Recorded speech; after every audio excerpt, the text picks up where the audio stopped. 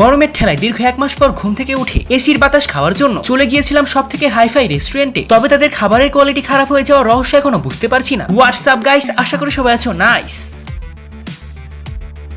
বাইরে সূর্যের গরমে টাক ফেটে যাচ্ছে, ভেতরে মুভিনের বাচ্চা 1 মাস ধরে ঘুমিয়ে ঘুমিয়ে স্বপ্ন দেখছে। এইদিকে পুরাতন ল্যাপটপটা বলছে এই সুযোগে কয়েকটা স্কিল শিখে ফেলা। আর কত ঘুমাবি, উঠ মুভিনের বাচ্চা। ঘুম থেকে ওঠার পর গরমে আর ভাল লাগছে না। সূর্যের দিকে তাকিয়ে মনে মনে বলছি তোমার দিলে কি দয়া হয় না। গরমে পাগল হয়ে এসির বাতাস খাওয়ার জন্য চলে এলাম আমাদের শহরের সব থেকে দামি রেস্টুরেন্টে। এর ভেতরে সুন্দর ডেকোরেশন দেখলেই পেট ভরে যায়, কিছুই খাওয়ার দরকার হয় না। হাতে ফুড মেনু ধরিয়ে দিয়েছে, এই জন্য কিছু অর্ডার না করে পারলাম না। দেখে শুনে একটা সেট মেনু অর্ডার করেছি। আসলে যে এসির বাতাস খেতে এসেছি কাউকে বুঝতে দিলে চলবে না, বুঝে না বোকা। সবসময় খাবার দিতে কমপক্ষে আধা ঘন্টা দেরি হয়, কিন্তু আজকে 5 মিনিটেই খাবার টেবিলে চলে আসলো। আমার ভালো কি তাদের সহ্য হয় না? মনের মধ্যে দুঃখ নিয়ে রাইসটা টেস্ট করলাম। খাবার কেন 5 মিনিটে চলে আসে তখনই বুঝতে পারলাম বাসি খাবার গরম করে আমাদের সান্ত্বনা পুরস্কার দিয়ে দিছে। কাউকে ভালো বললে সে মাথায় উঠে যায়, এটাই তার প্রমাণ। তোমাদের রেস্টুরেন্টের মাইরে সালাম। এর থেকে বাসায় বসে চা খাইলেও শান্তি পাইতাম। রাইসের থেকে মাংসটা একটু ভালো ছিল, তবে তেলের পরিমাণ একটু বেশি হয়ে গেছে। সারা দেশে যখন তেলের অভাব তখন তারা তেল অপচয় করছে। আনপসিবল ব্যাপার স্যাপার। সত্যি কথা বলতে আজকের খাবারটা খেয়ে আমার হৃদয় ভেঙে গিয়েছে। এর আগে একদিন গিয়ে ভিডিও করি নাই, তখন খাবারটা ভালো হয়েছিল।